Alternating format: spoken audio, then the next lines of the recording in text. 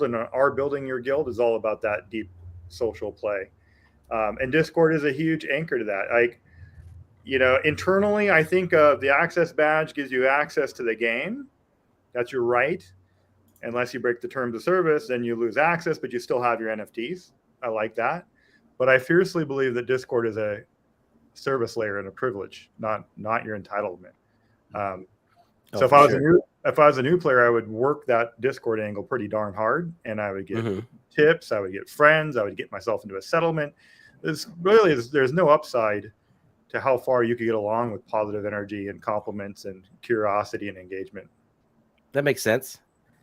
CryptosMikey, I know you kind of dropped off there. If you're a new player today, where would you start, or how would you start? Yeah, hey, sorry about that. I was just getting reconnected and situated here. Good to see everybody. Yeah, I love some of the things that was said. The access badge, for me, I can just kind of like echo what I did, because I really thought, it's a new game, and I get excited about things, and I like to, get into them quickly if I'm really excited about them.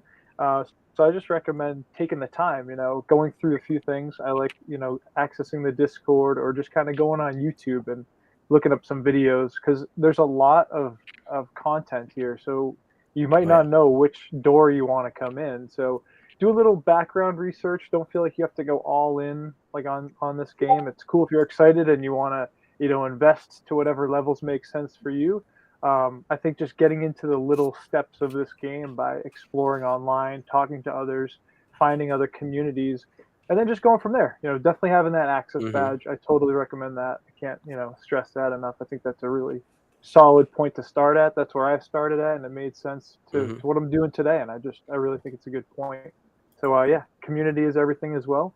And just start there. Start just going through those little things and see where you want to go, because it's up to you. That makes sense to me. Now I have to apologize to the live viewers. I hit live on the Melon app, but the live on the YouTube was delayed, so we might have lost a few minutes there. We basically just started off with, if you were new, where would you start and how would you start? Lots of good answers.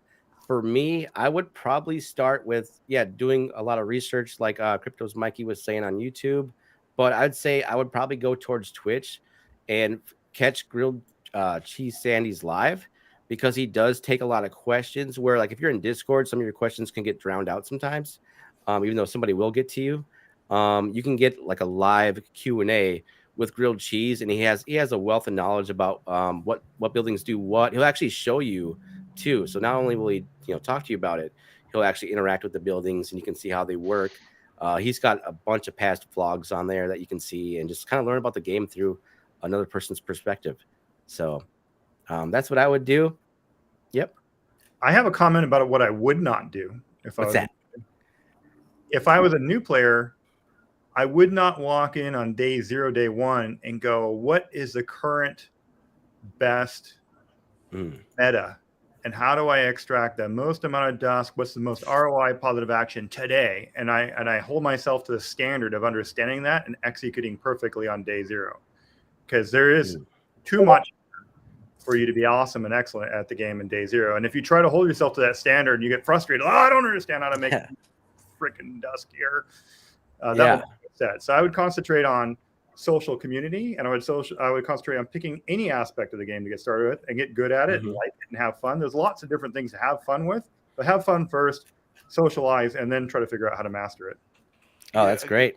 I think I'd probably build on that a little bit as well, from the point of view, don't come into it expecting it's going to generate me thousands of dollars and it's going to be instantly rewarding and I can make X amount per month and it's all going to be fine. That's not the right mindset to approach this with. You've got to approach it with the fact that, yes, you might make something on the side, but it is a game. You will find yourself reinvesting most of it. It's engineered that way. It's perfectly aimed at being like that. But don't go into it thinking it's like all the other games out there. There's plenty of them where you click and you earn lots of money, but this game will be around and those ones won't. And I think that's the key thing to understand about this is it is a game, and that's first and foremost, and you can use it to generate, great, but don't go into it thinking I can generate X amount all the time because that's my approach. It's the wrong mindset. Yeah, Mike. Like if I can get on a soapbox for a second, go for it. If you go to Alcor on the Wax chain and you look at all these other projects, they almost all of them boom and they almost all bust.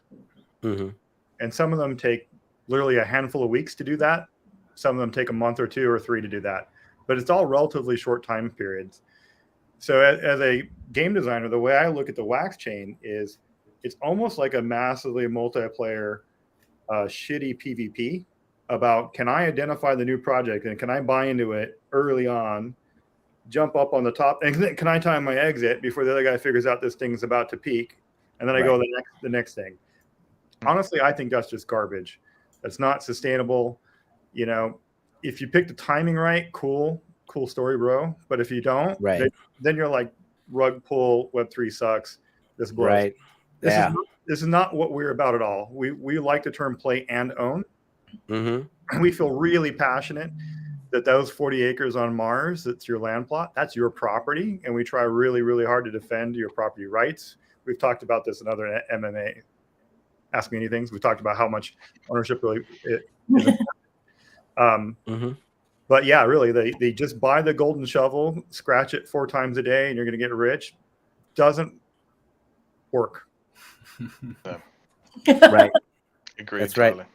Hey, real quick, maybe not real quick, but what you guys would have a great answer for this. One of you, I'm sure, on the team. What is play to own versus play to earn? I know it's a mindset, but can you elaborate a little bit on it? You put a nickel in, Eric. I apologize in advance. Let's go. Yeah. Go on, Eric. I know one of you is going to have a great answer. Okay, I have super strong opinions here. Okay. Everybody likes to use play. Some people are talking about earn. I've noticed a lot of projects have now shifted to, I believe, following us and say own. I've seen that happen. But then there's a subtlety. Is it play to own or play and own? I'm even picky on the little word, right? The and the to. I don't like the to either.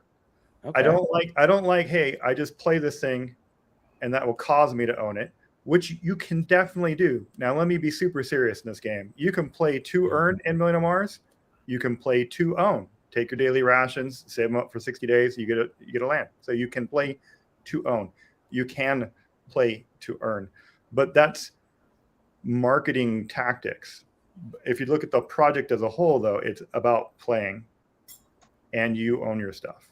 That's what sets us up separately from the Web2 games I've made in my career, is that you truly own your stuff. But we hold ourselves to the standard that it has to just be fun to play. And I saw a Twitter today. Steve Woody's not on this particular episode, but he was on an earlier episode. But he had a nice tweet today. It's like, if you knew from a God point of view that the NFT that you're buying is at its peak, would you still buy it? Ooh, good question. I like that question. And of course, I was delighted when I read the little thread that somebody said, I would if it was a Million on Mars piece of land. Nice. How much did you pay him? Was it you? You said it? No, it was all organic. And the person cited this reason I just said. The person said is that land is my ownership and the game is fun. Oh, that's awesome. I felt righteous. I was like, yeah, we did it. That is cool. I think wow, what a good comment. That's I love a really that good point. When you look at all this space, people aren't looking at it necessarily, and I do generalize here, so forgive me for this. What am I going to enjoy playing? And it is a mindset shift. And yeah, you don't test the game out. You would any other game. You'd test out Call of Duty and think, do I like it? Do I enjoy it? People aren't necessarily approaching the same space with the same amount of vigor, and maybe they should do. I'll get off my soapbox now. So I wanted to reinforce this point too. And I mean, we've talked about this multiple times. I think it's really important. The way we think about ownership, like Eric said, you own your stuff. I mean, we're all still exploring the implications of that, but I find that really exciting. Like, for example, I live in this neighborhood. I live in an HOA, which, you know, is sometimes great and is sometimes irritating. And there's a rule, you know, my HOA has that I can't leave my Christmas lights up after January 15th, you know. And so if they're still up on February 1st, they can't take my house away. They can't prevent me from showing up and being in my driveway and living in my house. They can find me. They can do, but there's a sense that I own my property, and that supersedes some other higher level rules, right? Same thing with our game, and we're still exploring this. We have had questions, when it's not even so much, we talk sometimes about banning bad actors, but it's also like occasionally a mistake gets made, even on the blockchain. And we've had a couple of cases where, very rare, thank God, where 2 NFTs have been minted for the same plot of land, because of an error. And then that requires the cooperation of the 2 people involved to settle that, which is a little bit, hard in running our business sometimes, but I think is a really positive movement for people on the internet, are spending more and more of your life and more of your assets in the digital realm. Having your rights respected there the way they are in the real world, I think is just timely. And we just see it as a timely shift to understanding how assets are owned. But other than that, we are a game company. Mm-hmm. That is awesome. Great answers all around. Yeah, now, I think it's. I was going to say, I think it's an interesting perspective, though, is that in the nascent Web3 gaming, the opportunity to get in and try before you buy is not something we really see. I mean, if you wanted to go play Axie and you got in somewhere near the peak, you'd look at that and you'd say, hey, I've got to spend $1,000 to even try this game. If you weren't following a scholarship model or you didn't know what scholarships were.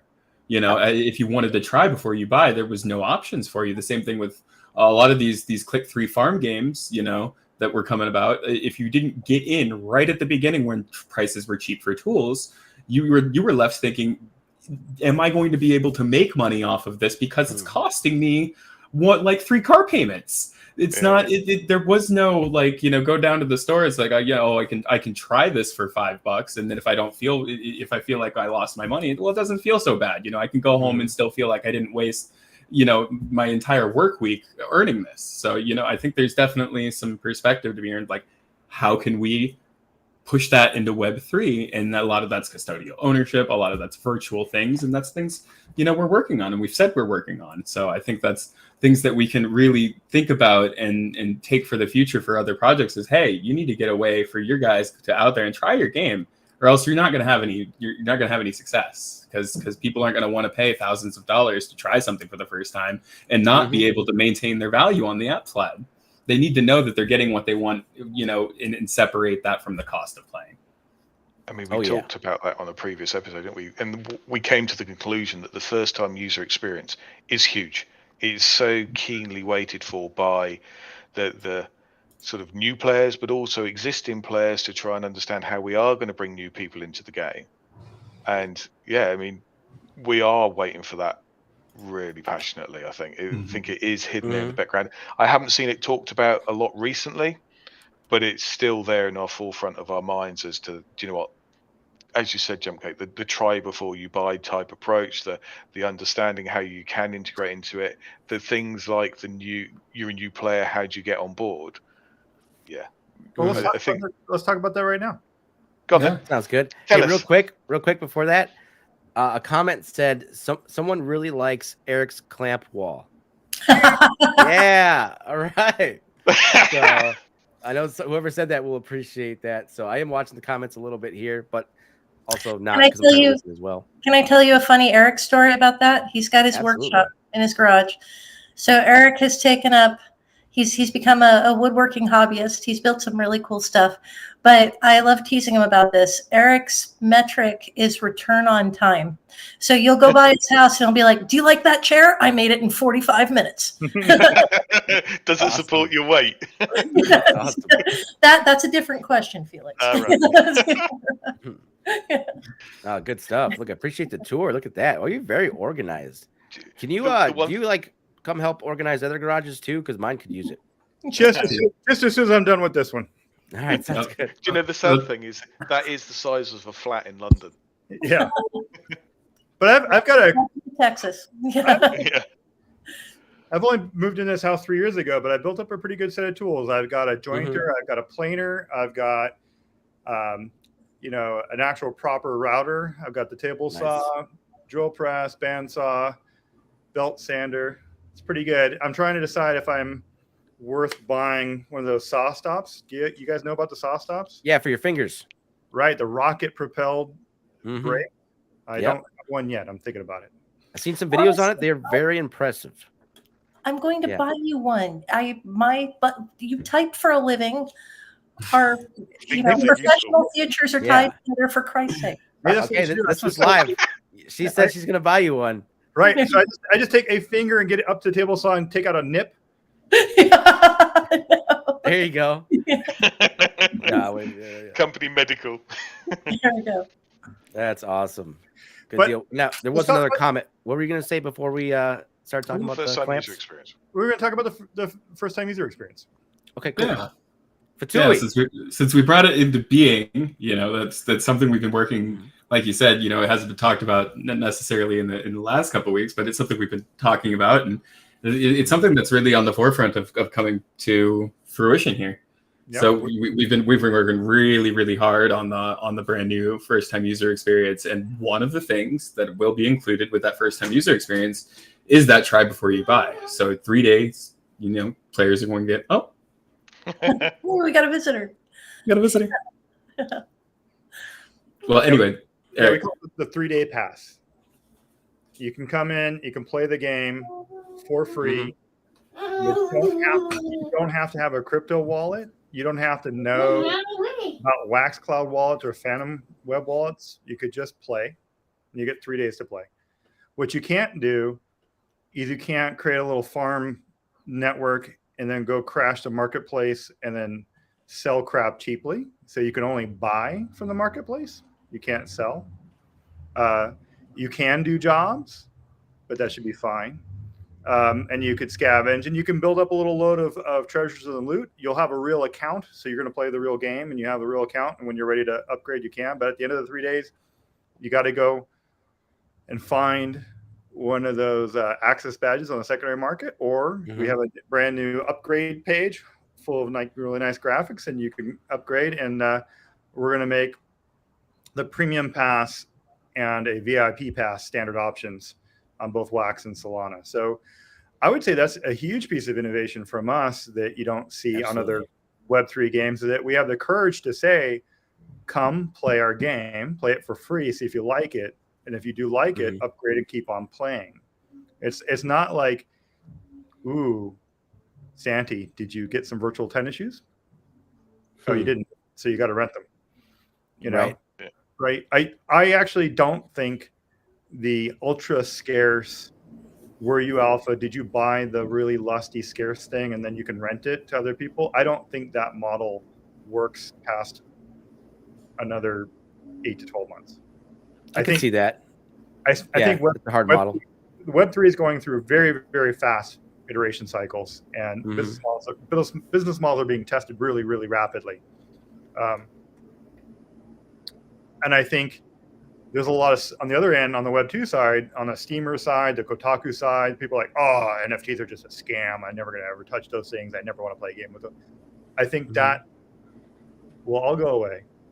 I think if you have a massively multiplayer online game 4 years from now, I can't think of one that won't have Web3 as part of its tooling. Yeah. So we're in this transitionary phase where these early experimentals and some not so good guys are trying stuff out, and then we've got a long future where play and own will eventually become boring. That's interesting. Yeah, I think I'm inclined to agree. I do think that you are starting to see from the other side of the gaming community, the traditional areas, they're starting to adopt the NFT approach, and certainly a lot of those communities are meeting with a lot of resistance in it. But I think that will change. I genuinely feel the sentiment will change, and I think the first-time user experience is just so powerful, because when you look at the history of games on Wax, it's predominantly where I've done some others, but you end up with the big spike, you end up with the big demographic joining, you end up with that big boom piece and prices rocket, but they find it very, very difficult to attract new players after that point in time. What we've with this development, it gives us the opportunity to actually do that, and I think that's really powerful. It is, and we're going to continue to invest in it and build upon it. We've mentioned another AMA. Thank you. I don't know why I'm talking. We mentioned other AMAs in the past that we want to hold ourselves to the standard that a Web 2 gamer can land on the website and go, "That's a fun Mars settlement building game. I want to play it, and I want to spend $20 or $40 or $60 and buy a bundle and play the game," and that they can own their land plot, but we'll hold on to it for them custodially and we'll give it to them when we want. That's planned. It's on the roadmap. This 3-day pass is really some of the most key infrastructure to get that going. Nice. How far out is that? Do you know, like roughly? This Fatui talking a year. The Fatui will land. The Fatui will land next week. No, really? Yep. That's amazing. Oh, is that breaking news? It is. That's breaking news. Okay, hang on. All right. Yeah. Fatui's coming.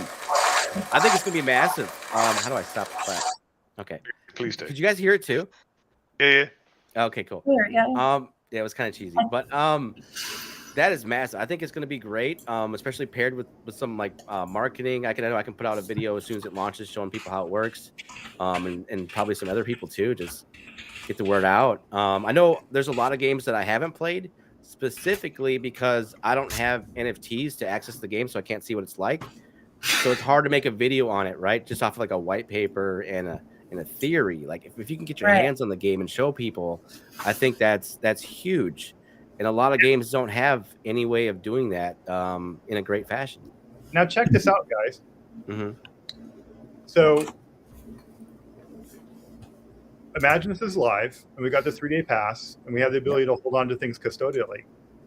Now think about that compared to the Sunflower cross promotion that we did in May and June.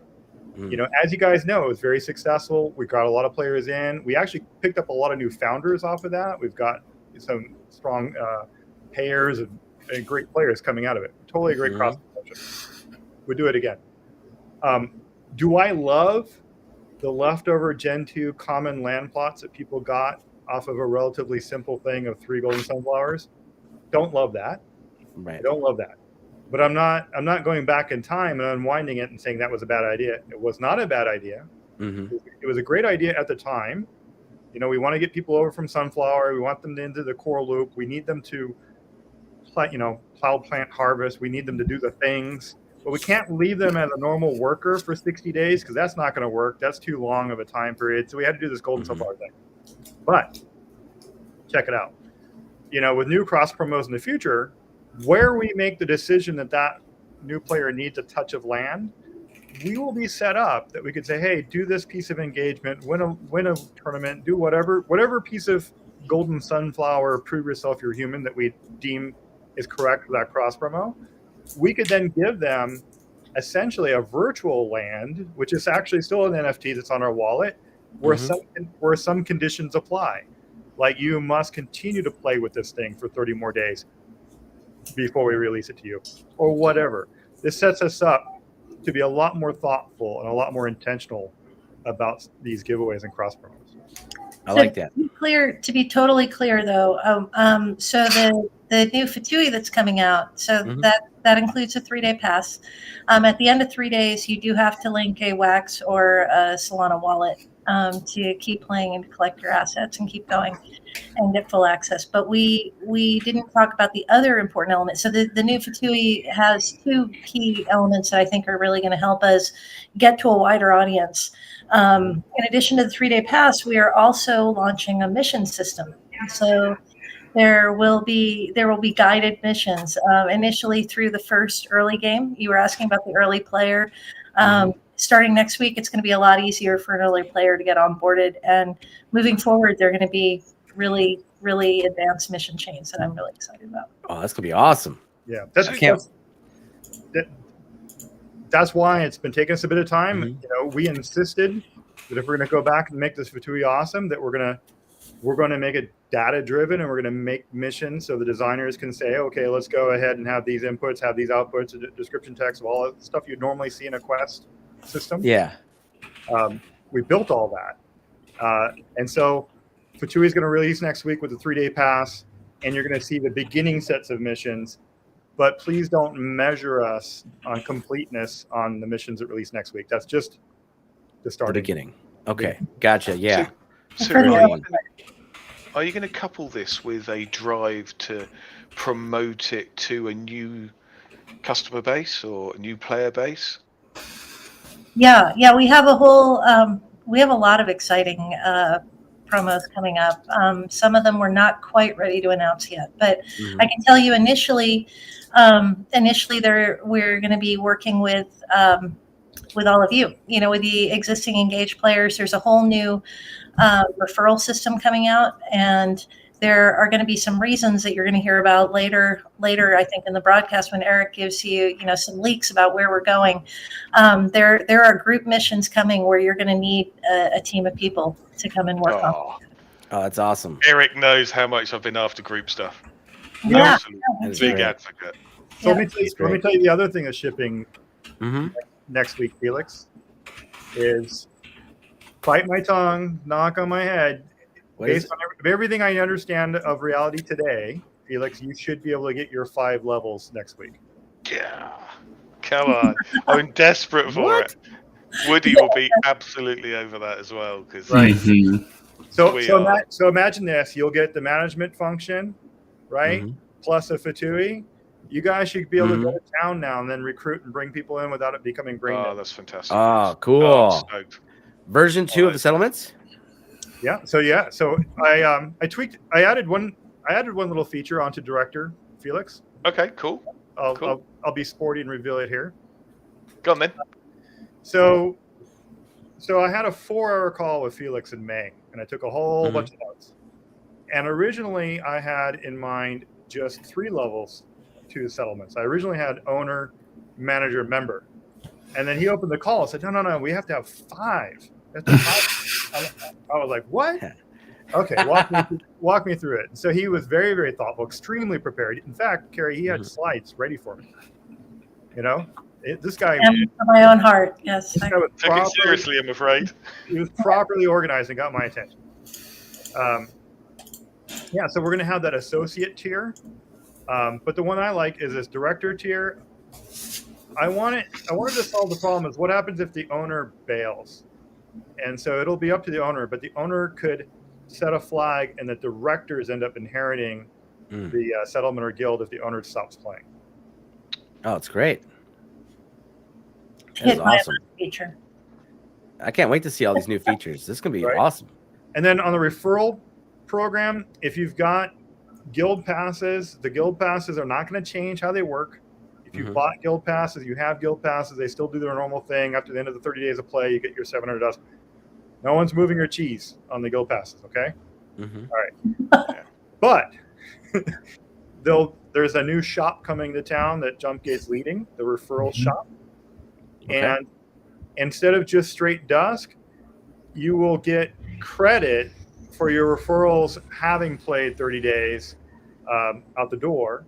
And then we're also going to have a little mini roadmap on that too, where you'll get credit for your referrals who do certain engagements. Like if you invite somebody that gets to level 25 at any skill, that's worth more referral points. So we want to reward you not just for the raw recruiting, but we want to reward you for seeing the players through and making sure they've fully ramped up and played the game and they're engaging.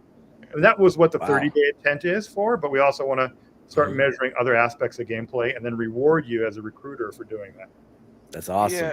Yeah, well, so much good news there. I don't know where to start really. So certainly what we are seeing, and from what I've had with engagements with certainly members of the guild, is the base now seems to be level 50. Level 50 is where people tend to aspire to get to, at least in something, to have something a little bit more unique about what they're trying to do. And certainly having a guild support them through that journey is really powerful, because it's not easy being a new player. You're learning a lot, you're trying to do a lot. So yeah, I think that's really good. And certainly the news on the version 2, yeah, you're going to have some very happy people. That's gonna be great. I think that's great news. That's gonna be great. And then give us feedback. Oh, all existing players will have a little button where they can play through the Fatui as well, and they can just play through. That's cool. Good.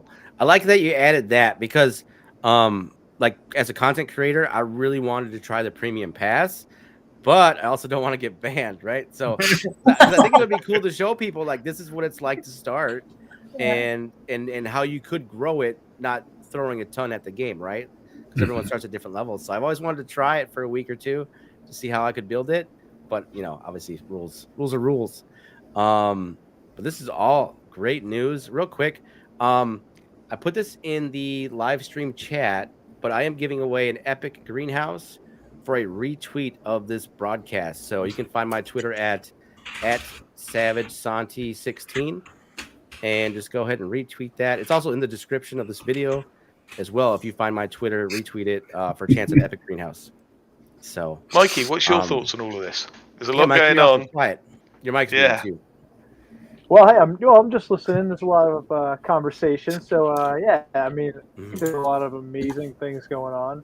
Not only in game. There's things that are released to players that have been playing for a while, and then things for new players, and especially this new thing coming on with where you can try out the game. I think that's huge. It's next level. Maybe other people are doing it, maybe they're not. It seems like it's pretty new age, new level for this whole Web3 gaming platform. So, yeah, I think there's so many different things going on. That's what I love about this game. You can come in brand new and you can figure it out. You can just start doing your thing. You could be already in it and maybe you just kind of figured out a different way to go. Like I've just started to really get going in a different way with this game to another level, and I'm super excited to be able to use these new things and then look back at what the new player gets to go through and realize, hey, it's focusing in more on the new player. There's more things coming for all different levels. So I think everything going on is huge for everybody, and even people who are not even exposed to this game yet. So lots of great stuff coming out. I love it. Absolutely. Thank you very much, Mikey. Right on. I'm going to say some more words. Thank you. I'm going to say some more words. Santi, knock me off my soapbox if I go on too long. Go for it. But we're on question 1 out of 10. So all right, good. Topic 1. Good. But let's put some context around it. I think we can actually connect the dots between everything we've said so far, and it'll start to lay up the conversation around aerospace later too. So I can connect the dots and I can do a layup. What does play to earn mean?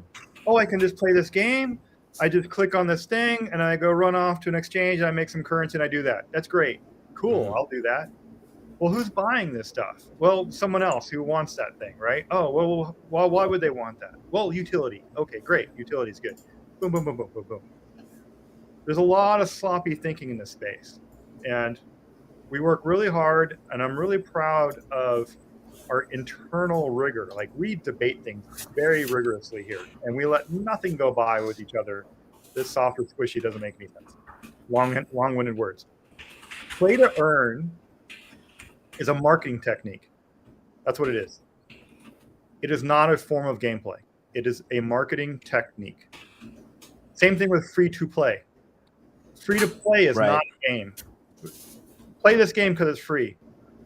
F that. There are millions of games out there. My time is more worthy than free. Being free, that's not a game. That's simply a marketing technique, right? And so the game industry went from, hey, you got to go to, Best Buy and you got to buy a box or Electronics Boutique or GameStop. All that's done now. And then it went into, Steam or consoles. You buy it online. Remember when the console shifted to buying it online and people were freaking the F out? Like, what do you mean I'm not going to get a thing? Oh my gosh, right? So free to play is on this spectrum where why do you release a game for free? Well, because you're trying to get the person to try the game and see if they like the game. If they like the game, then you want to upsell them to something more, which is actually classic shareware. It goes all the way back to id Software with Commander Keen and Wolfenstein and Doom, where you gave away a third of the game for free and say, oh, buy the other 2/3 if you like, right? So then we have free to play. Free to play, everybody worked on it really hard. Then mobile came out. Mobile was hot, and then mobile prices came down to it's 99 cents a game, and then it's free.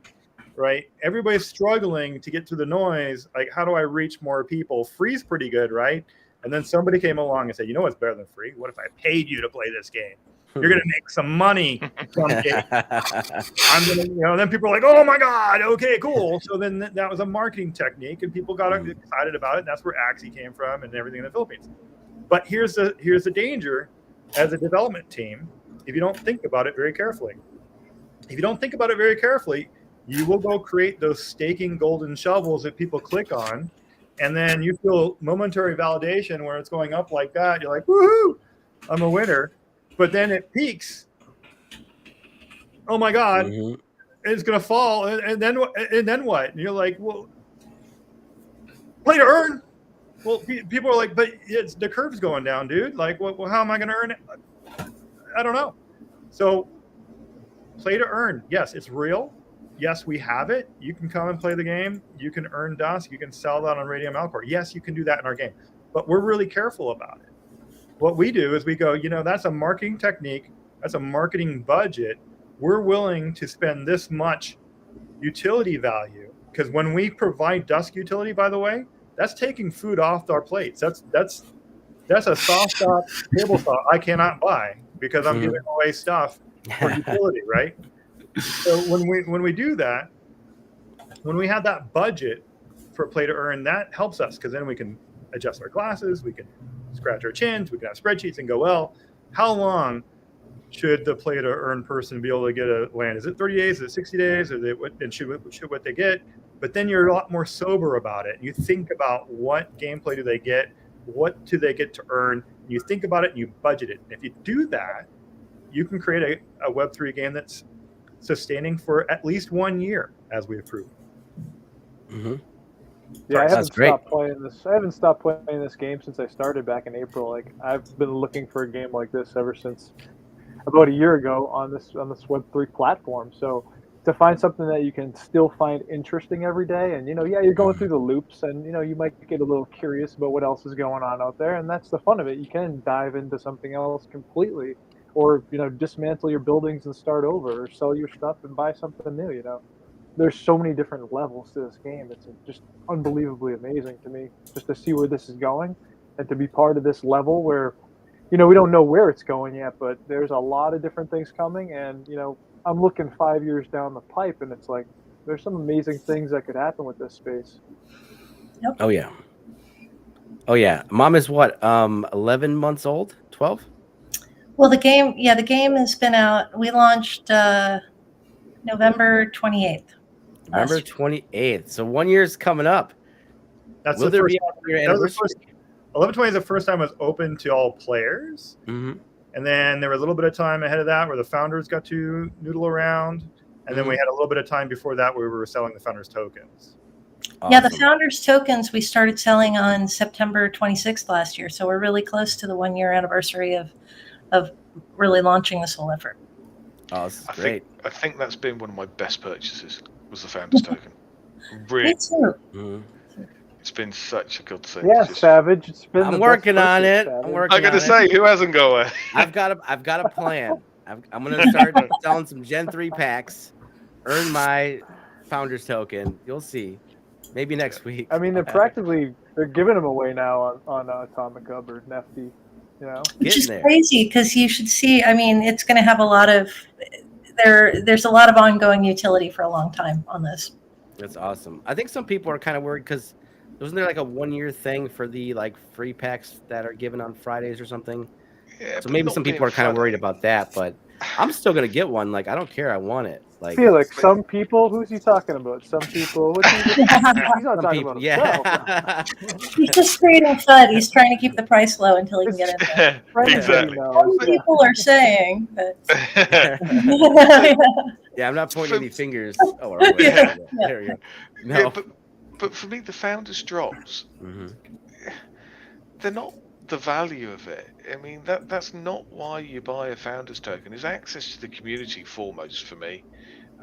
It is a great community. It's a great place to share insight. It's a great place to it shows a level of commitment to the game for like-minded people. Yes, it takes some wax to buy it, but it's been a godsend to me, absolute godsend. It's truly the premium subscription. Like, hey, I really want the full game. Give it to me. Yeah, great. It's awesome. It's awesome. Speaking of awesome, the Reactor has landed. I want to know what everybody pulled for a Reactor. I know I bought a couple packs myself. I got a common and uncommon, so I kept the uncommon and accidentally sold the common for half price. And yeah, my bad on that. So somebody got blessed with that. So someone got a really good deal. Yeah. Oh yeah. Not only did you bust somebody with that one, but then you set the bar really low for everybody after you too. There were so many people that were just, I'm going to sell my common. I'm going to Savage Nancy set the price, and you're like, no, don't do it. Don't do it. I already screwed up. Come on, man, don't do it. I tried to warn them. No, I pulled I bought 3 of them, and so I got 2 commons and I got an epic. So the epic is really very nice. Yeah, excited about that guy. Very nice. How about you, Eric? I'm a sad owner of a common. Okay. Are you sad? Are you sad? Should be. A common, yeah. I know, it was pretty cool. So We're I also strictly talking rarity. I got a pulled common, Keri? Yeah, but it's been pretty cool. I've already charged some energy course. I was on it. I crafted some in my. I have a lot of engineering base, so I got them to work right away. Awesome. Yeah. I'm a little bit salty at my own personal RNG. I don't want to admit how many common Gen 3 lands in a row I've pulled. It's going to make me no. How about you, CryptosMikey? Good luck too. I got a common, and then it finally forced me to get a engineering bay. So I just picked up a common engineering bay to get something going, and I grabbed another land because I didn't have any room. So that was my little, process. So I'm happy with the common on both ends. It gets me going in the space, and I'm just happy to be, working on these reactors. I think this is going to be the next level of power, obviously, and it's going to be a good thing for people who are in the higher levels. Again, the game is focused on so many different levels that, if you've been in this and you've been going forward, I think this is a great chance for, those levels to succeed in a different way and, build this game in a cool way with power and stuff like that. Oh, that's great. I'm incredibly proud of the detailed design work that Mitch put in particular on the thorium crafting chain. It's really detailed. It's really crunchy. I'll let you guys know internally, it took longer than we expected. We were like looking at Mitch pretty hard, and there was a little bit of internal angst, but we're very, very impressed with the overall depth of the crafting chain. And I think that's really right in line with who we are and our brand value. And like, hey, this is going to be for real. You're going to have a real crunchy crafting chain. You might end up learning a little bit about nuclear engineering as you play this game. That's awesome. I love it. That's a massive chain. I asked Mitch to do me a favor in Founders because I've been disappointed at the ability of gaining graphite and thorium from the lithium task. It wasn't a big favorite for mine because I saw it as a way you could completely circumvent all of the chemical tasks, which is what I saw as a waste because there's been so much good effort put into it for someone to be able to spam a whole load of lithium to get what are good bits and cut out a big part of the chain. So he's having a look at that for me. Well, for everyone. It's not just for me. Absolutely. But you guys know us. We're really ambitious. We work really hard.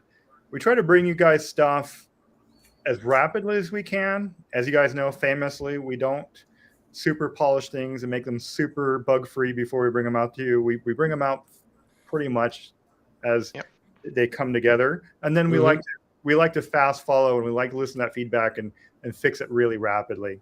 What I don't like doing is keeping something in a white room where a whole bunch of people are just noodling on it for months on end, and then like, what? Oh, right. There's players. We could have asked the players what they wanted. Yeah. Right. Yeah. And to be fair to Mitch, he was right on it. So he's looking at that. So you're saying you don't like the proc of getting that like bonus item that's from another chain. So I don't like the ability to get a proc of a completed item from another loop. I just fundamentally don't. Feelix is an OG hardcore player. He wants the game. He wants the game looks to mean something and matter. Makes sense. Exactly. Makes sense. Yeah. Sure. See, I'm a rare pet hunter, so like if you just make it 0.101 chance, I'm cool with that. So he doesn't want any proc. I'm okay with a slight chance at a proc. Yeah. I like being able to get different resources from different chains, but it has to have that skill gate on it for me. So if you have like say like a level 150 miner and a level 150 chemist, and you've got to be specialized one side or the other, maybe they might have a route to access the same resource. Maybe that's a little bit more kosher. Yeah. Maybe there's just a little bit of arbitrage between the two. I like specialism. If you're going to specialize in it, buy it off the market. Yeah. I hear. That's why we do this. Everyone's got a different answer. It's great. You didn't tell us what you opened out of your pack, though. This is foreshadowing for an important topic later. Okay. Me? What did I get? Yeah, what did you get out of your pack? I'm not sure I should say. I suffered from a bout of insomnia, and I'd had a lucky pull on the first Gen 3 legendary land from the Gen 3 pack on Wax. I got Mint 1, and I sold it because I didn't want any more land. Had a bout of insomnia, bought my pack and I'm like, okay, well, welcome to Mr. Common. No, I got a legendary. Legendary Reactor. Felix, so are you saying that I bought that Mint 1 Gen 3 legendary from you? Oh, yes. You bought it. Yeah. I was desperate to offload it. Absolutely desperate to offload it. Because I wanted the That's Reactor. what I thought. I was like, somebody's desperate to offload this thing. Yeah. This is priced way below market. And you should have just come to me because you should have just known I'm a sucker for those legendary deeds, you know. I put it in the founders chat. Nobody wanted it. I advertised. I must have missed it. I was too busy working. Too busy pushing getting that reactor out. That's funny. Yeah. But That's great. I dumped it on the market. It's the only one that ever been sold there. Well, it's got a good home. Fantastic. I'm pleased to hear it. But yeah. Go ahead. I believe it. I'm curious to hear what buildings are you guys thinking about powering with your reactors? What's getting the first kit to the battery core or the power? Well, the engineering bay is getting the first kit. That's in the works. Really? We had a little bit of an issue with that. Some little bit of some data went wrong there, and that's getting cleaned all up there. But we are really excited to just convert them all. I am. I don't know about you guys, but everything's going to take energy cores as far as I'm concerned. The solar panels can be for my rentals, and I'm just gonna go all in on those energy cores. I need massive amounts of power to make sure that I don't have to fill very often. That's my goal. Yeah, I got one kit, and I'm like, oh my god, where am I gonna put this thing? I have so many. Like, what am I gonna focus this first one on? So it'll be interesting. I'm gonna think it through and just kind of go through, what I do and use mostly, and then kind of go from there. Good deal, Keri. So yeah, I think same thing. I don't know. I'm hesitant to say anything. I know stuff, so I know there's some stuff coming that's going to require heavy power, and I'm really excited about that. Like what? Well, you might hear something from Erik in a little bit. Sounds good. Yeah. Sounds good. So you're saving it. You're saving your cores. Yeah, exactly. I'm ready. Okay. I am stockpiling them. them. Yeah. That's a good thought. Hold on, let me go over to the market. I got to go make a couple purchases. Buy all the cores. There you go. All the kits. For Erik, what about you? So romantically, I like having my thorium set up for the heavy stuff, like the smelters and the mining rigs. I'm excited about rearranging my plot of lands one more time and make it more thematic. Excuse me. Bless you. Felix? Me? So I haven't put it down. So at the moment, I'm not going to put it on any buildings because the main reason why I got it, I actually wasn't going to get one. I was going to try and optimize what I had, and I thought, I need to let a building go, and I thought, but of course, it's all changed. I'm desperate to get a DTM to place it because you can't move it, and that's a really big constraint of it. And I'm currently split across 3 different MCs, and it's all a bit of a mess, and I'd love to consolidate and do a DTM. So I'm kind of in that territory. Whether I'm going to get the time to do it, probably not, but at least that's another foreshadowing opportunity. Ooh, plenty of them. okay. I like where this is going today. Why do you great. think people tune Well, into I will this? share with you guys that that's one of the things. That's one of the roles I play internally because I'm a little bit OCD about keeping my inventory clean and about arranging my plots and about keeping things organized. And I am a constant bug in Erik's ear about what am I supposed to do with candy canes, and also how do I get my plots all tidy now. Do you know, it's more than just a bit of OCD though. Mhm. And for me, I thought actually it was just OCD when I was playing with my own plots. And then we started running the guild. And Yep. actually it completely transformed my perspective on this, because it's not about where you know it is. It's about how do you communicate it to others and how do they then use it. And it Mhm. all being scattered everywhere is fine for you because you've done that loads of times. But when you bring in a new member and he goes, well, where's the engineering bay? You go, well, there's one there, and there's one over there. It's no good. You've got to have it logical. Right. Makes sense. Yeah, I know. I was really happy when you guys put in the, what is it called? The thing where you can see all your properties now and they kind of collapse.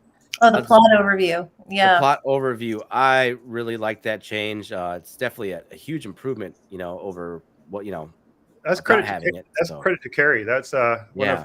that's one of her original sand in my shorts. A couple times a week. Awesome. Well, keep Yes. pouring that stand in there because Okay, obviously like it's beneficial. So that is awesome. I'm sure there's some Yeah. integration into the settlement view with that sort of stuff as well, because Santi's right. That piece is really useful. I didn't used to use it. I still used to go through the profile page, and then Santi put me onto it, and now I use it all the time. That's awesome. That's what it's there for. So nice and clean. Let's see what's questions next. We have what is your favorite book chapter? I know we have Keri here. You write some of the books, right? I'm All the writing chapters? like a book. Yeah, I'm writing the chapters. All of it. That is awesome. And you're spitting those things out quick. Like I cannot keep up. I'm trying. I think I have I probably have 6. And I'm missing like one in between, and it bugs me. I gotta get that missing chapter. I think it's chapter 5 I'm missing. So it's like it goes 1, 2, 3, 4, skip 5, 6, 7. That's what I have. 5 is my favorite chapter. Is it really? Oh yeah. Okay, that was the question. Yeah, what is your favorite book chapter? So chapter 5 for you. Awesome. For me, I'm really hoping nobody goes into any detail on any of these chapters. Hey, I'm not in a good place with this question. You get like 1 month for spoiler warnings. Okay, maybe we can mention a little bit about book 1 or 2. But yeah, I mean, if you haven't read them by now, come on, get with it. CryptosMikey has read chapters 1 and 2 on his YouTube channel, and I think Woody. Yeah, Steve Woody has read them on his Twitch stream too. So there's places to find the audios if you don't really want to, if you're not a reading type person, but they're really good. Like I'm at work listening to these guys talk about the books and I'm like, this is great stuff. So just having that audible book is awesome. Audio, yeah. And for me, it's chapter 1. And Feelix, spoilers are going to start happening in the game, in the mission system, because Keri and Max are working together to create missions in the game that leverage the lore from Keri's world directly. All right, I'll read it. Oh, that's great.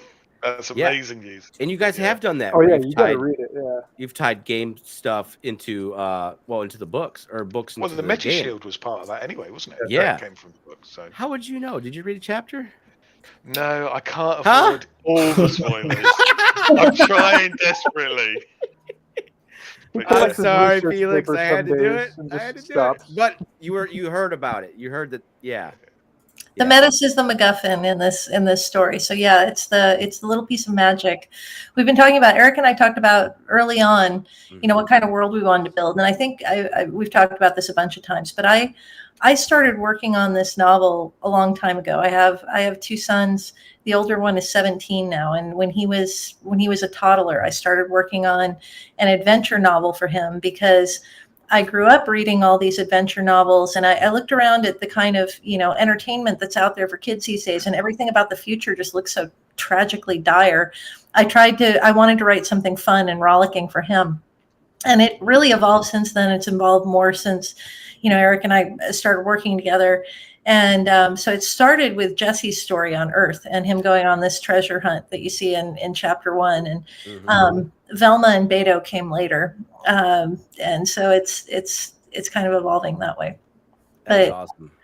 yeah, the plan for the book is, we are now, I was asked earlier today, I'll be publishing a new chapter every Friday from now until it's complete. And that's Awesome. 24 chapters. So the 24th one will come out just before Christmas. Oh, that's great. Can we have Wow. a collect-all research paper for all the chapters? Because I do get people go, no, Jumpgate, oh, come on. No, I just answered tourist on this in Founders Chat. So we have talked about this a couple of times. I got to figure out, I can't promise when yet. We got to figure it out on the stack rank. But we are planning to do a complete all on the chapters only for power readers, only for people who have all of them. So you're going to have to get chapter 5. Yeah. Okay, So all right, that's a fair deal. I'll make a live promise. Okay. Ooh. Ooh, You sure? Are you sure? Yeah. You know the internet, they're really strict. I'm feeling sporty. Okay. Within 72 hours of Felix showing the world that he's bought all 10 chapters and read them, we'll have collect all. 11 chapters. We just published 11. Okay. And if he doesn't do it, that button's not coming for like a month, right? Well, then everybody just has to wait until Felix is ready. All right, Felix. Start reading. Start buying the books. Oh, my missus is going to kill you. You're going to have to read all night now. Yeah. All right. Okay, deal. Done. All right. You got those books on I'll your take shelf. the challenge. Yeah, I mean, it looks like you are a reader. Yeah. Yeah. And, It's false advertising. Okay. It's just a green screen. Come on. It's a green screen. Yeah. That's awesome. Can you see me now? Is it all right? Yep. Yeah. No, I'll do My it. favorite It's good. chapter. My favorite chapter is chapter 1. I did like reading about Jesse's struggles. I won't dive into them too much. I did like the part with the ring. That's, kind of towards the end. And then like some of the food stuff was really cool. And yeah, I don't know. I really like chapter 1. Her chapter 1 with Jesse's struggles, dude. Mm-hmm. It kind of made me really uncomfortable. Like it made me emotionally like angsty. I was like, oh. Like, It draws you in. Deep, yeah. Mm-hmm. Well, thank you. Yeah, I've always wanted to write a novel. That part, there's a bunch of influences in there, as you can tell. And I will share with you guys, I owned that house at one point. I bought a house that was a hoarder house, done a fair amount of remodeling. And yeah, I think I was working something out. But yeah, I used to own that. What about Jumpgate? What's your favorite chapter? Or you like Felix? I've read them all, but it's really hard to kind of decide which, because I have an issue with chapters that follow different characters, like Game of Thrones. I couldn't finish it; it just didn't work out.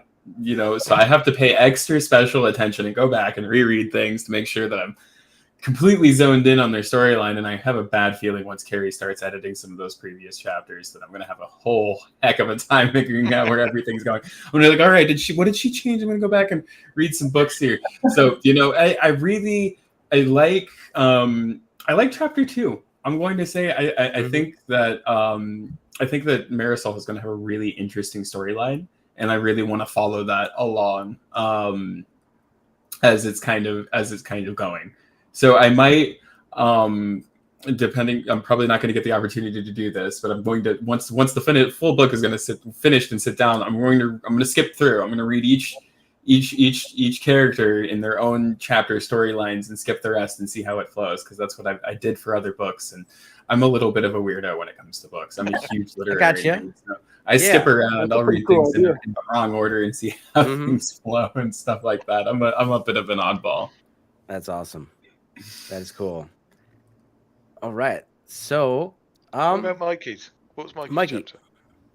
Yeah, I was saying I like chapter 1 as well. I mean, I'm reading them as I do them online. So I just did chapter 2. So I think chapter 1, there is a lot of things to consider in that chapter, and I like the storytelling. I like all the different narratives. You're over here at 1 minute, then you're here, then you kind of do like a little time jump quickly.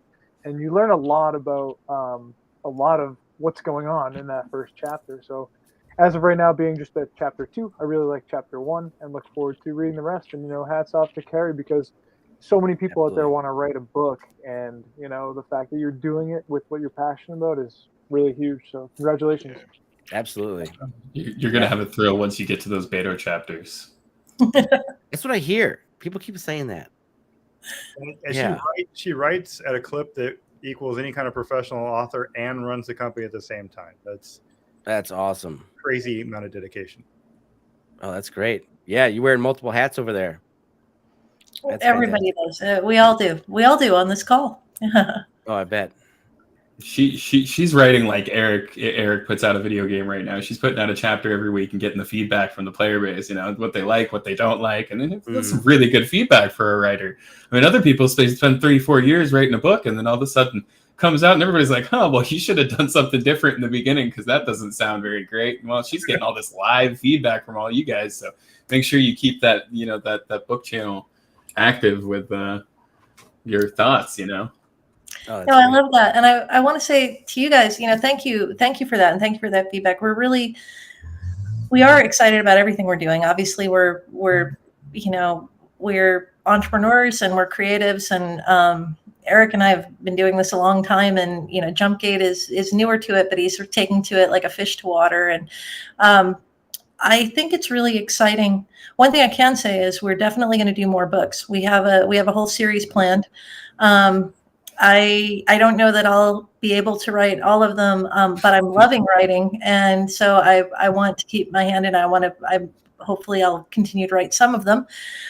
There's certainly 2 more in the pipeline after this one that I have on my plate, and we're really excited also about Web3 and how that ties to a new way of distributing content like this. So, if I just nerd out on this, indulge me for a second. I did a lot of research. I've been a product manager for a long time. So, I have wanted to write a novel for a long time. And I don't know if you guys know this, but the publishing industry is not in the healthiest state these days. And so there's all kinds of, it's super interesting to get it for a debut author to get a debut book out. It's considered a success if they sell 1,000 copies. And I have 1,000 readers or more every week, which is really a blessing, and it's because some people are coming to it because of the story, and other people are coming to it because they like the in-game utility that they're getting from the chapters, but they get exposed to it and it ties the lore together. And we're really excited about the way that that's all coming together. And we hope to expand this platform. We think we've got sort of a mini product that's emerging out of the bookshelf and the way of doing content serially like this. And we plan to expand this platform to more authors, at least in our world and maybe beyond the world we've created. Oh, that'd be great. I mean, you listen to the words which Keri's saying, and it's really hard to actually put that into context to how big a challenge that publishing really is. So my partner, my missus, is a freelance illustrator for children's books, and she goes through this publishing cycle all the time, and it's a minefield. It is really hard. I mean, the fact if you can get 10 people to buy it, you're kind of off to the start, but those first 10 take challenges. They're people and then you get to 100, you think, I'm out of subscribers. I'm out of people who are going to buy my book. And to actually get to that level of feedback, to get that level of subscriber base or purchases is really hard. And yeah, congratulations. I think you've done an amazing job. Thank you. I think it's an opportunity. I really do. And I think we have some more people on the team who like to write, some people who've picked up some lore and picked up their own projects. And you'll see more of that. Not this year. This year we've got to get this first one out, but next year you'll see an expanded bookshelf for sure. That is cool. I like that. There was one other question too. I know we were kind of talking about Mom approaching a year, and maybe you can try to answer this as a player, or I know it's different because you're a dev and all that, but what do we think the game will look like in another year? So that's a massive question. And what's really cool about this question is that this game going another year, like for me, isn't even a question. Like you could tell it's going to be here another year. Whereas like we talked about before, a lot of these games go up and they just go poof, right? So for me, I think it's going to be a lot different than we see it now. I could just see things just getting expanded upon, a little more depth with like the professions, and it's already changed so much in like I think 6 months I've been playing. So it's already a whole different game. So I don't know. I can see it almost doing that again. It's almost like a butterfly in a cocoon, right? Or a caterpillar in a cocoon. It's going to emerge as a butterfly or a phoenix, whatever you want. You get to pick. Yeah. All right. For me, I don't think you'd recognize it. I genuinely don't think the game which you see now, you'll see in a year's time.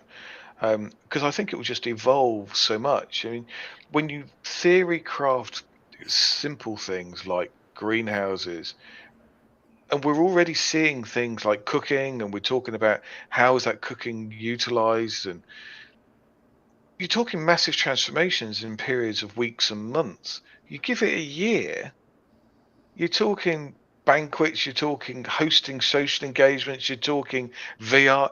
I mean, the sky's your limit. I might have gone too much, but you could be in that space.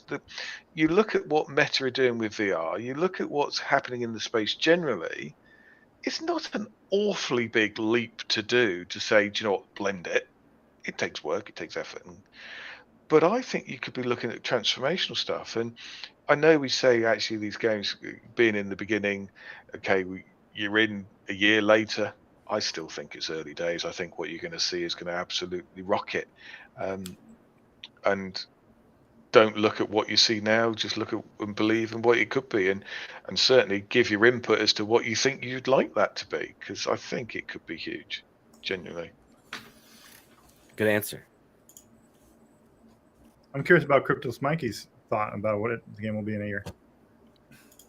In a year, I mean, I think everyone's thought is like metaverse and like, you know, that VR sense. I mean, I think we're still like a good, you know, 5 to 7 years away from something that's super functional like that. I think that this is something where people can actually come in and build something on the background while everything is being grown. So I think, you know, a year from now, I think we're going to just have a lot more, you know, user interface things that will be a lot more fluid, easygoing. Not to say that things aren't great now. I'm just talking about as you grow through the process. I just think things will be more fluid, streamlined.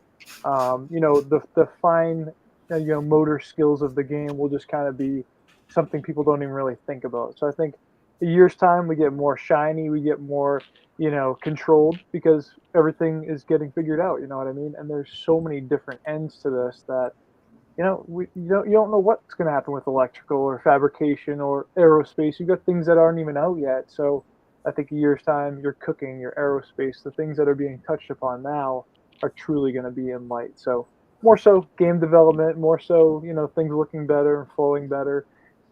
Virtual reality stuff, I personally think, is more down the road for this stuff.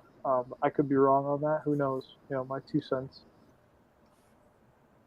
Oh, great answer. What about someone from the team? Well, we got the whole set of leaks that I got teed up to get into. You let me know when you're ready to go for that.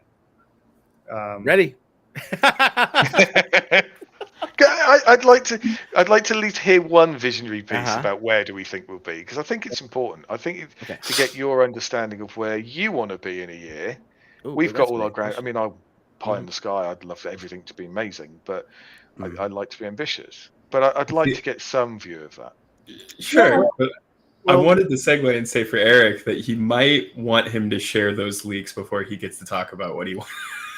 Okay. Okay, let's do that. Yeah, I mean, I have a stack of links and stuff that are really talking about the next. It spans a period of time that I want to give myself a little bit of flexibility on, but it's more of the next quarter or two. Okay. So what I'm going to share is not the full year out, but it would help answer that question, or at least it would help. All right, I'm going to show it on stream now. You ready? But wait. Oh, no, don't show it yet. Wait 1 second. Okay. You said you had a whole list of questions. You know, I'm known to go on for a while.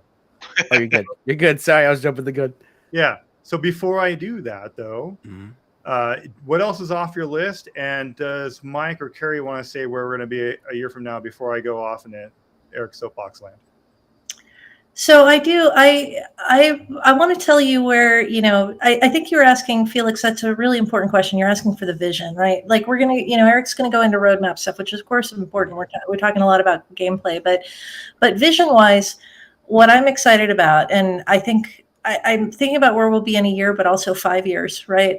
You can see there's a couple things that I think are foundational that we think of as bedrock for building this world. And one of them is that we're so serious about the land and making every piece of land correspond to a unique lat long on Mars with the correct terrain.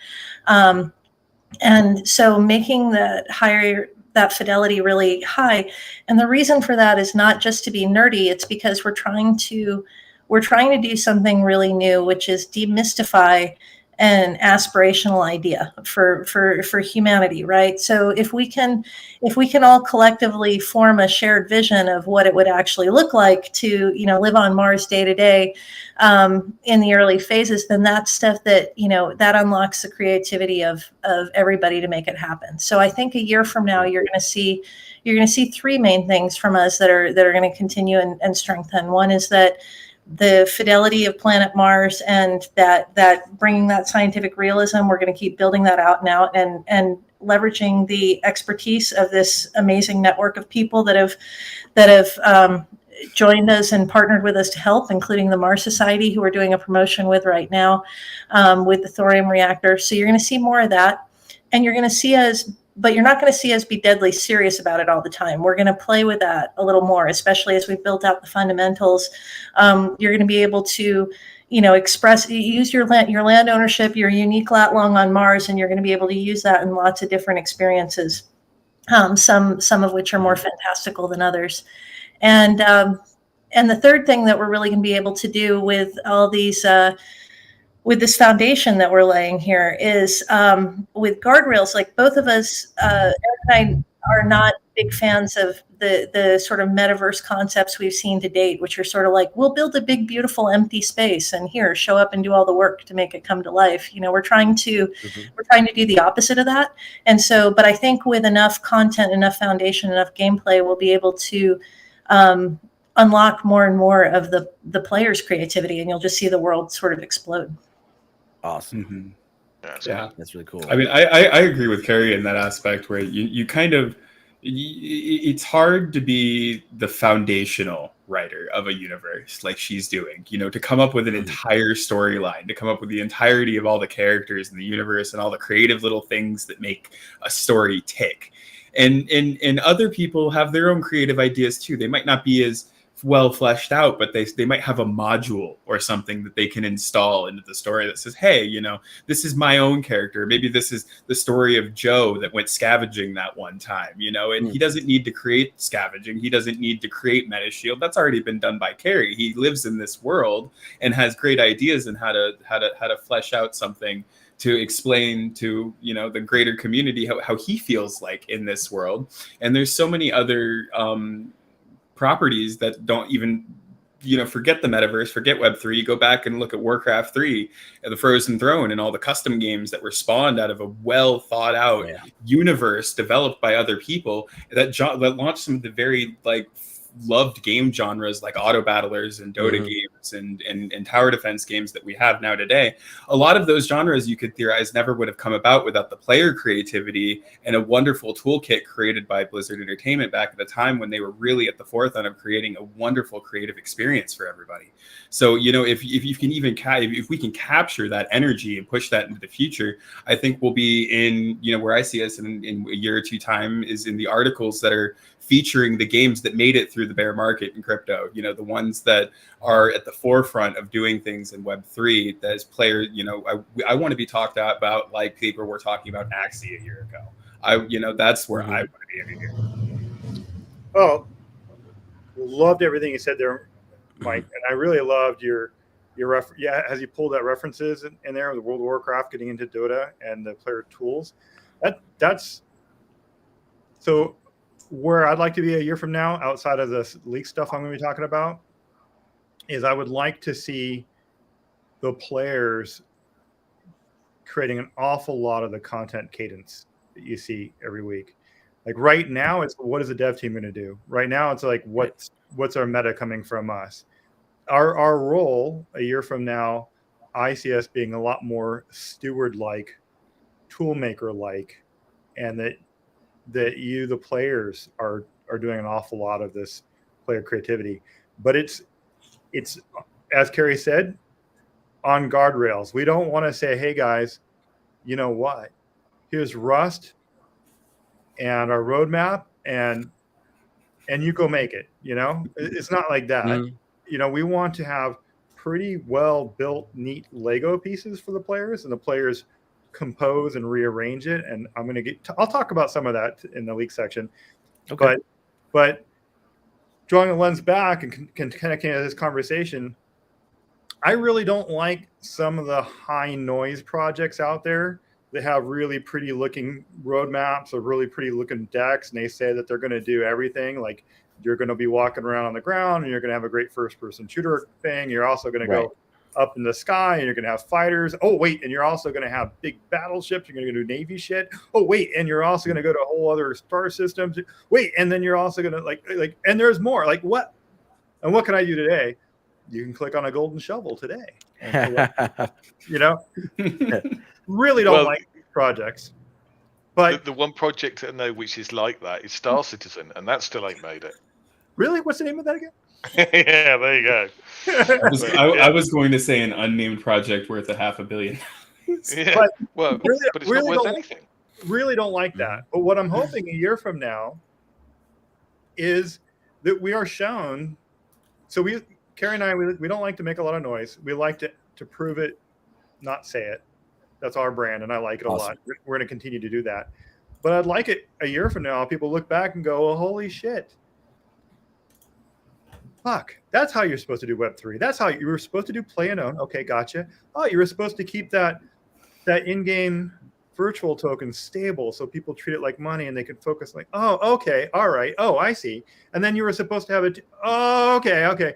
I see us actually proving out how Web3 games work. Awesome. Like that.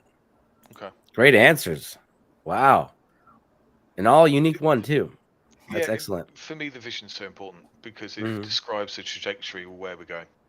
Because without it, it's just like, well, yeah, we're doing all this great gameplay stuff. We're doing all this great, but unless you're aligned to understanding exactly where we're going to be, it changes. It's not constructive. That's exactly right. That's how you build a startup. Mm-hmm. Yep. Good deal. Anyway, Erik, should we get into you got a drum roll you there? Think? Got any more information? Yeah. Oh my You want a drum roll? I'm afraid we've let him off the chain. I should have made us be in the same place for this, Erik. That's the wrong button. Slideshow. How's that? Does that work? Are you ready for me to show it? Yeah. All right, here we go. Show on stream. There you go. Perfect. So what is this? Mining? This is a little hint towards asteroid mining. Ooh. A couple things going on. You're seeing concept art from us, which is something you didn't see from us in the past because we did not have an art director before. So awesome. Very cool. We got Christian. Christian's doing great stuff. He's putting together some concept art for us. Check it out. We got a little focus blur. We got the font going on. We care. Nice. That's awesome. How long's he been on board for? About 2 months now. Yeah. Awesome. That's a great looking piece of art too. Isn't it? Very cool. Very cool. Yeah. I like how that ship or rocket's attaching to it. Yeah. That's great. Okay. Now, here I'm going to start doing some little hand wavy stuff and imagine things. Okay. Aerospace is going to have its own dedicated UI section, and there's going to be a whole bunch of tabs for Aerospace. Right? So it's going to have a whole meaty game inside here. You can almost think of it as several games coming in here. You'll have ships, you'll have a hangar, you'll be taking care of ships, all kinds of stuff to get into. And you'll see that actually show up in a lot more of our gameplay. We're going to adopt a model where everything's a pop-up, so you can stay on the main map, but you can get to things, do the things you need to, and then come back, so you don't have to go off to like full pages and write. What was I doing again? Oh yeah, that's where I was at. So Aerospace gets a whole bunch of tabs. Nice. And then you get 2 different flavors of asteroid mining. Now, when you think about asteroid mining, your first thought is kind of like that first piece of concept art where there's a big, heavy iron rock and you grab it and you drag it back home. Mm-hmm. Yes, that is one form of asteroid mining. But what a lot of people don't realize is a great amount of the asteroid belt is actually just very loosely gravitationally attracted snowballs of water, ice, and dust and dirt that's kind of just hanging out with each other. And if you went over there and tried to grab it, it would just scatter. Huh.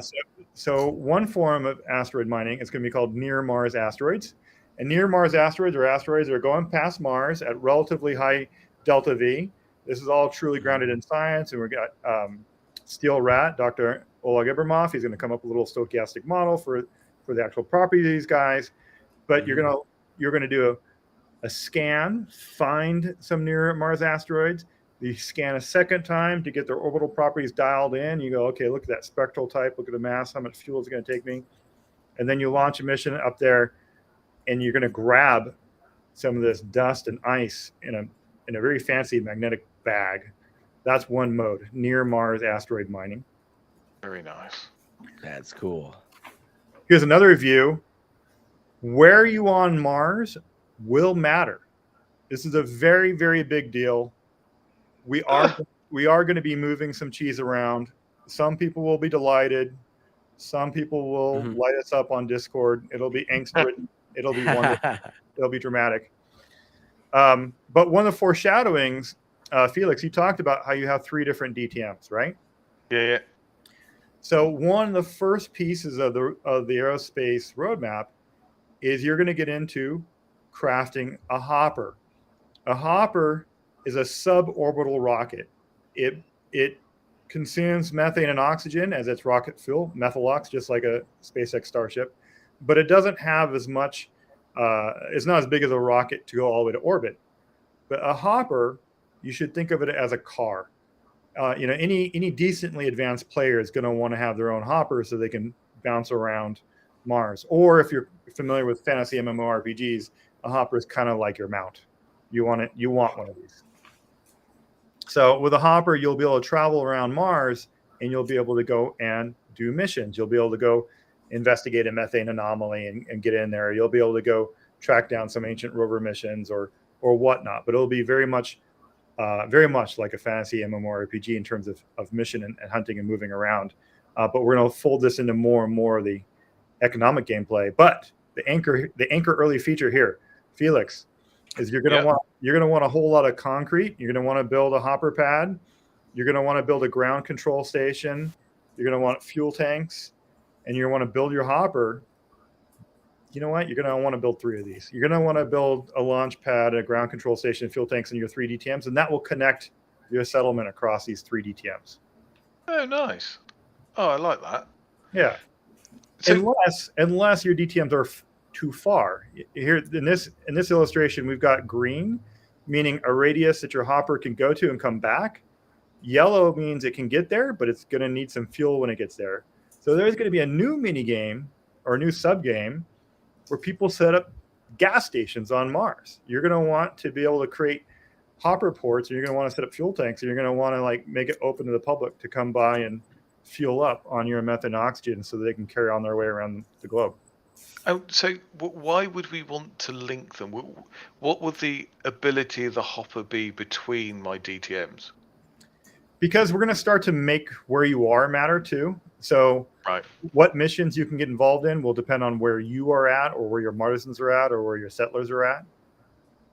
We're not going to do this in sudden moves. We're going to do this incrementally. And this is even why we're on your call today and sharing that, so people can start to think about that.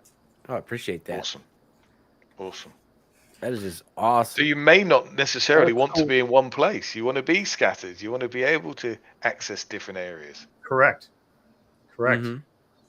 Wow. Okay. And a lot of this will be aerospace and mining. Right. Like we do. Everything's involved.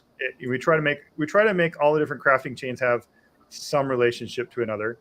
Here's another one. We've actually leaked this shot once without very much words in the past. And then Dr. Oleg Abramov shared a little bit of that. This is from the gamma ray experiment, and it shows the relative concentration of thorium on Mars. Okay. Ooh, nice.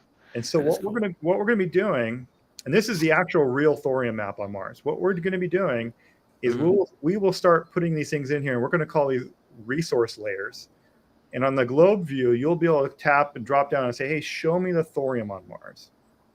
Cool beans. All right, show me the water-rich clays.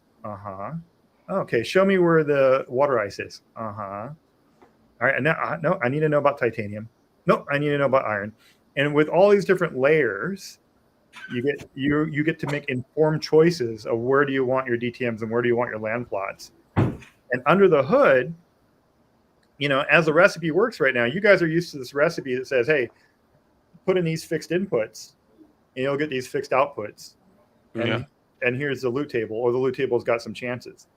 We got some new tooling coming online where that loot table will be bonusly informed by your lat long on the planet.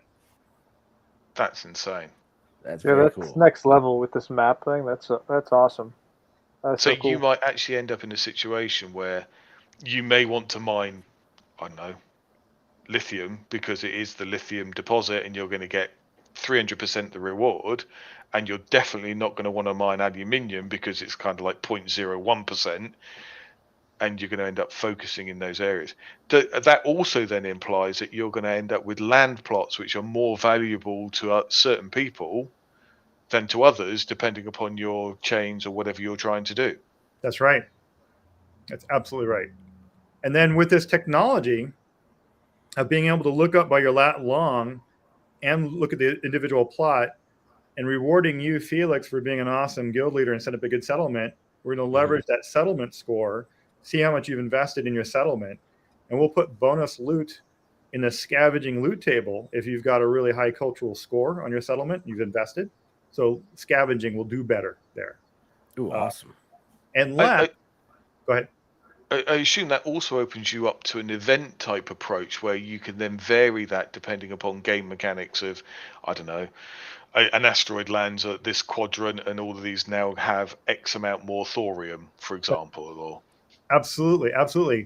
It allows us to fully leverage all of Keri's writing, with Velma and rocks dropping down and doing that. We can also get involved in, you guys are absolutely going to love it, we can get involved in a little bit of weather, some dust storms. We can play with the solar irradiance, right? And we can play with this. Hang on, guys, before everybody freaks out. Like if you're at the poles, your solar charging will be a little slower, Ooh. But if you're at the equator, your solar charging will be faster. So this is going to be one of those ones where we confuse you. We're going to buff some of you. We're going to nerf some of you when it comes to the solar, depending on what your latitude is. And then it also depends on the dust storm. So we start to make this simulation just a lot more rich and interesting on all these layers. That's pretty neat. It's also an answer to what we're going to do about some of those leftover Gen 2 commons from the Sunflower promotion. Okay. Maybe there's some resources that build up on these fallow lands that somebody hasn't scavenged in a while. Because that's the other thing we're going to do. We'll give you bonus loot for having a high settlement score. But if somebody's over scavenged a land plot, then the loot table has been kind of sucked dry for that plot. So there's going to be a lot more dynamic treasure awards. I mean, that's another big thing. A dynamic treasure. It's not part of this set of leak photos, but you guys have heard about dynamic treasury from me from before. That's not too far off. But all of our systems are going to be explicitly funded with Dusk from certain chunks of the treasury. And so where you are on the planet is absolutely going to matter. And we're going to foreshadow. We'll talk about it. We'll give hints. We won't flip the table and make it awful. It should just make it more interesting and fun. I like that. I'm on like 4 different DTMs. So, maybe that's a good thing now. Yeah, but you've picked all the barren ones. I'm sorry. Oh, come on. Nah, it's done. Come on. I mean, so I think this is brilliant. The creativity, the different drive, the different approach, the thought process behind this. It's what we're screaming for. And it does go into the marked differentiator of why are we here? Because it's this sort of thought process we absolutely want to see. Because you've just covered so many different areas there. Okay, cool. So let me connect some super dots for you guys. Some super dots. Please. Goosebumps stuff. That's awesome. So before you lay this out real quick. Yep. For the live people, we've had like 52, 53 live viewers like the whole time, which is just awesome. And I know Jumpgate said he's got a couple chapters to give away. So I just want to collect some names, and then whoever wins, I'll just have you DM me in Discord later or on Twitter, whatever you prefer, and then just verify that's you. So if you want to enter this giveaway, put Fatui in the chat, and there will be I have about 3 books. I have one myself. I think Jumpgate's got 2, and we'll give away a couple of chapters to people. So put Fatui in the chat if you want to enter. I'll collect the names. And then if you want to keep on going, Eric.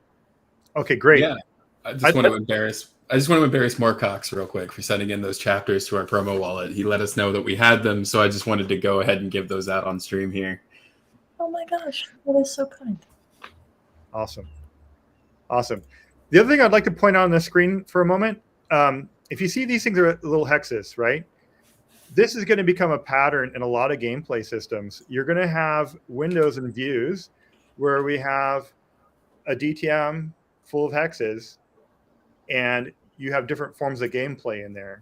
You're going to have gameplay where you're tapping on hexes and revealing them, and then moving forward in a Minesweeper-like thing, where as a hex gets revealed, you get some information, you decide if you want to keep on going that way. And there'll be other variants where you're tapping on hexes, and you're tapping on faraway hexes, almost like the Battleship game from as a kid. You're like revealing and like, should I keep going over here or should I go over here? Then there'll be some for the rover endurance races, and then we get into combat later.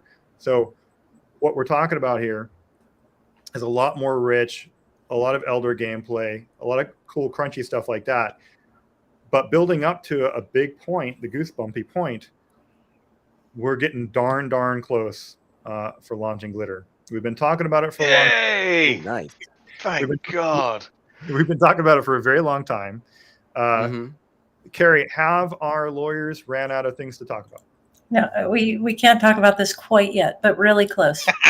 Very close. Yeah. But the point. We know it's been a difficult topic, this one, and we know it's been on the burner. Well, since I've been here, which was probably January or February time, it's all been bandied about. And we always ask the question, and you kind of get no response. And I understand it. When you're in hands of lawyers, you daren't say anything because you just can't take it out of context. So, but the fact that you're letting us know that we're making progress, we are almost there. I get that fact with legals, it can just slip away at last minute. I deal with too many lawyers for it even to be worth mentioning, but certainly it's great news. But the high level point of aerospace is your gateway to the true elder game of Million on Mars, where you get into rover PvP, you get into making starships, you get into the outer planets, you're going to get out to Ceres, you're going to get out and go places. And what you're doing is you're competing over glitter. And so you're building up this big, massive empire on Mars, building these buildings and earning dusk. You can think of dusk and the accumulation of dusk and dusk production. You can think of that as raffle tickets into the true elder game. That's amazing. Oh, I'm so glad you've made progress on that. That's immense. Yeah, next level stuff for sure. It's going to be awesome. Can't wait. Looks good.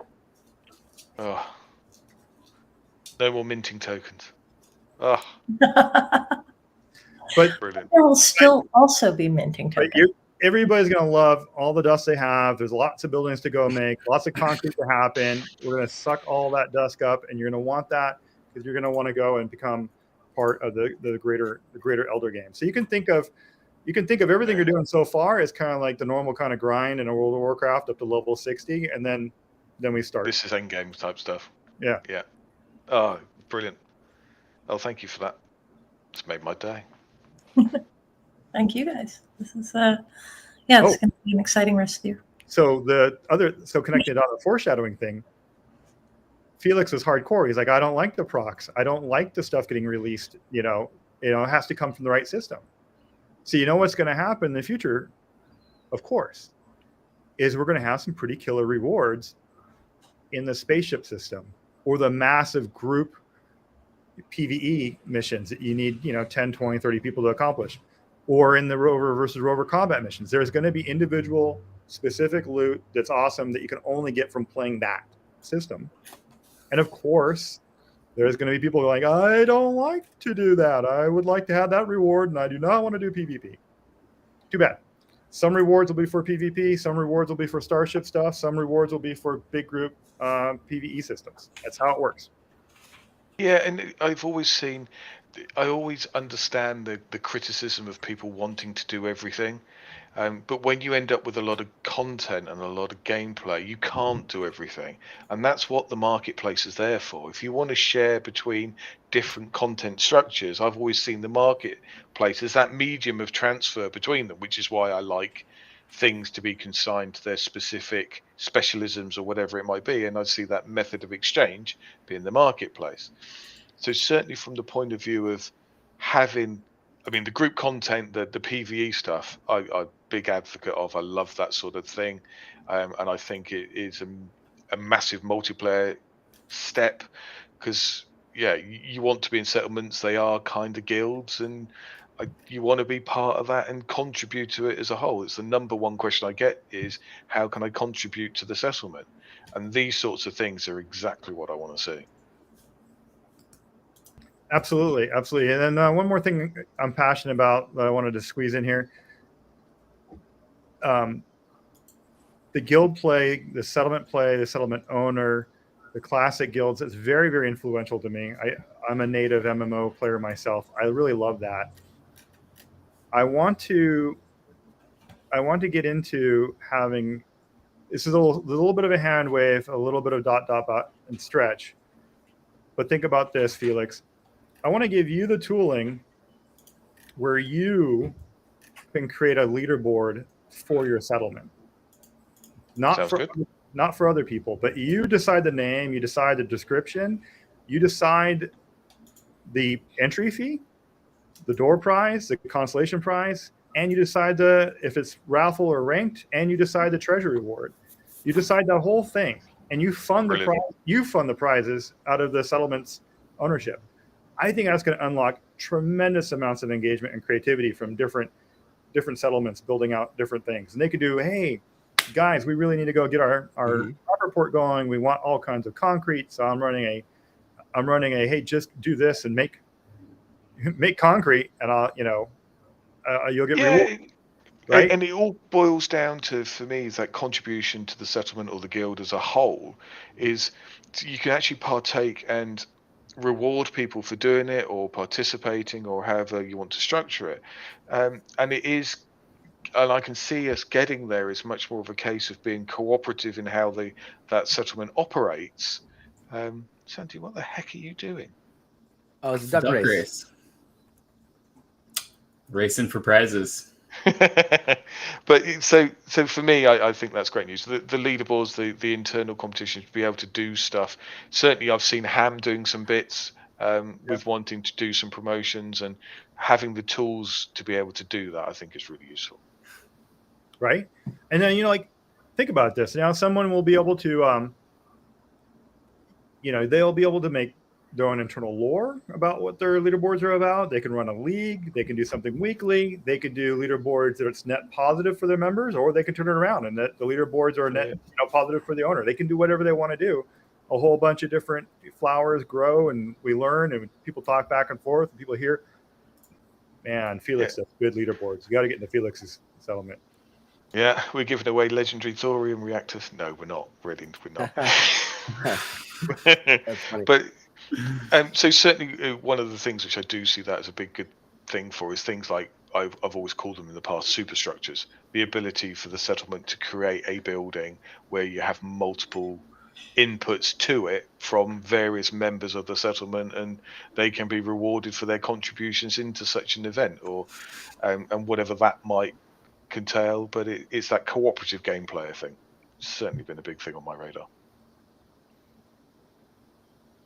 Oh yeah, Yeah, absolutely. I think as we see buildings like the thorium reactor come online with those hazards that multiple people in different professions have to take care of, that we'll have more opportunities like that, even how we have the game structured now for gameplay between multiple players to truly make a difference.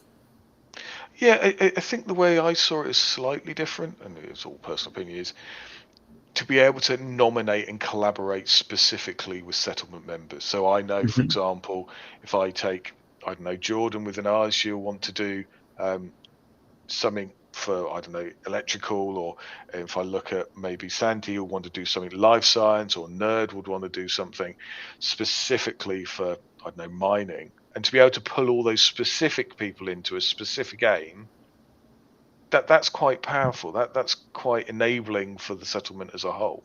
Mm-hmm. Yeah, absolutely. Good. Yeah, You're going to do your duck race then? Don't mind me. I'm just trying to. I have to enter the names a second time because yeah. Stuffed it. Go on, Mikey. I was just going to say, to dovetail off what you were saying, community is huge, and that's really what I've been looking for in this space, is that community and build together. Create stuff like this where you're actually doing a hangout and communicating and strategizing in your own ways. I love that kind of gameplay. Have you just created a new Web3 thing? Build together to own. There you go. Ooh, I like it. I like it. Yeah, I like it. Yeah, so if you take a lot of our words and you look at it, and you can see how we're thinking about things, and that we believe strongly in giving you a strong, playable game that would stand up on its own on Web 2. Dusk is a vehicle of exchange between the players, so they can do the player-to-player trade and everything, and that's really important. And they use that, and they build together. CryptosMikey, I like that. Build together. Cool. And then what? Then you get in the Elder game, and what am I doing? Well, in the Elder game, you're doing either PvP or massive PvE to get to glitter, or possibly quite creative to get to glitter. And that's how we're going to be doing stuff for years, really. Think about glitter as a tight, controlled currency. It's fixed. It's very careful. It's never sprayed around. It's very, very carefully tracked and budgeted. Yeah. And so you can feel comfortable goofing off a bit, leveling up a little bit, playing, a million Mars. Did you get the meta exactly correct when you were leveling up mining to chemistry to 50? It doesn't matter. Did you have a good time? You had a good time. So you had a good time. Now take it more seriously, though, when you're going to a contested DTM and you're fighting for some mining rights. Oh, that's brilliant. I mean, you can almost see it opening up a complete spectrum of ways which you can PvP or PvE. The world becomes, if you've got the tooling and everything behind it, you can manipulate it however you like. You only have to say Fatui once. Yeah. You're good, people. I got you. Okay, makes it harder to find out. Yeah, 1 or 2 per person. We should have another session, maybe in 2 months from now or 6 weeks from now, where we Christmas edition, where we show you at that time our new game content tooling, and then compare it to the tooling we have today. The tooling we have today, I am not willing to share with you. Yeah. Sounds good. It's okay.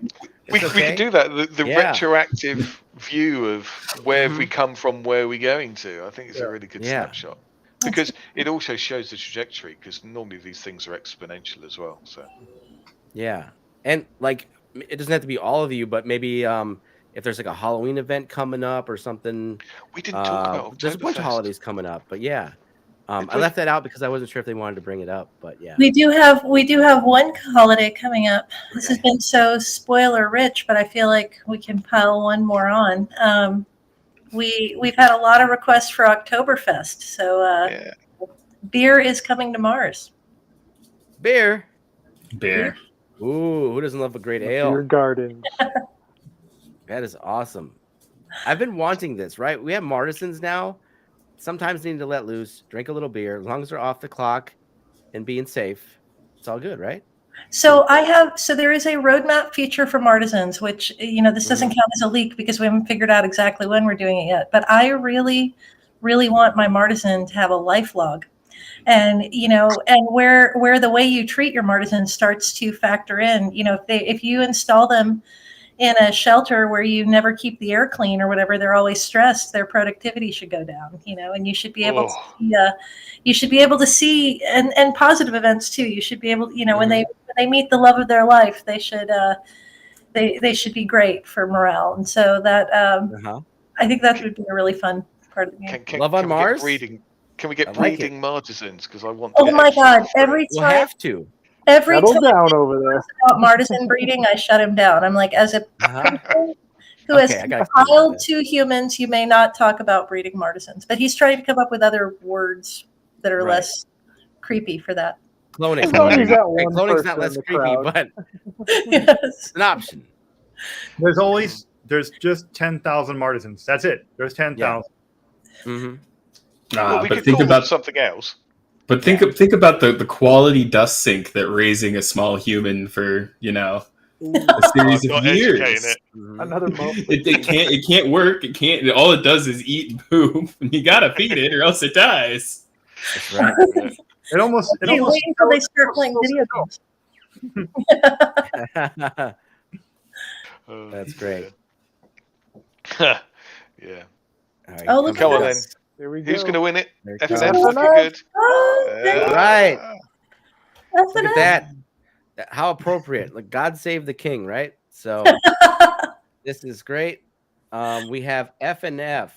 You are the winner. We're going to send you some book chapters. So that is congratulations. Congratulations. Awesome. Congrats. Go ahead and get a hold of Savage Santy and we can. Yeah. So, and I will send the second and third place another book to you as well as consolation prize. So I'll go ahead and screenshot that now.